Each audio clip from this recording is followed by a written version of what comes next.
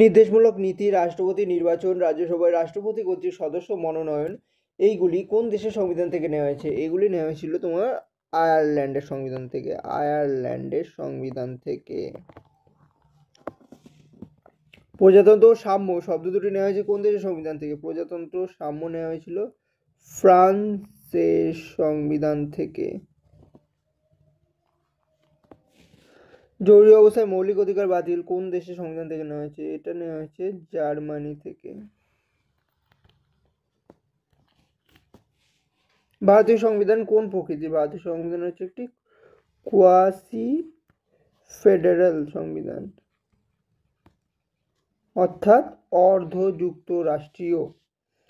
সংবিধানের কোন তফসিলে রাজ্যসভার আসন ভাগাভাগির কথা বলা হয়েছে? সংবিধানের 4 নম্বর তফসিলে রাজ্যসভার আসন ভাগাভাগির কথা বলা হয়েছে।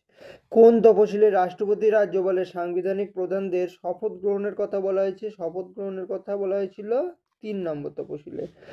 কত নম্বর তফসিলে কেন্দ্র ও রাজ্যের মধ্যে ক্ষমতা বন্টনের কথা বলা হয়েছে? কেন্দ্র রাজ্য ক্ষমতা কার কত ক্ষমতা থাকবে সেটা বন্টনের কথা বলা হয়েছে 7 নম্বর তফসিলে। কোন তফসিলে রাষ্ট্রপতি, রাজ্যপাল ও হাইকোর্ট, সুপ্রিম কোর্টের বিচারপতিদের বেতন এবং ভাতার কথা বলা হয়েছে? বেতন ভাতার কথা বলা হয়েছিল 2 ও 2 নম্বর তফসিলে। সংবিধানের কোন তফসিলে তফসিলি জাতি ও উপজাতিদের সম্পর্কে আলোচনা করা হয়েছে? সেটি বলা হয়েছে তোমার সংবিধানের 5 নম্বর তফসিলে।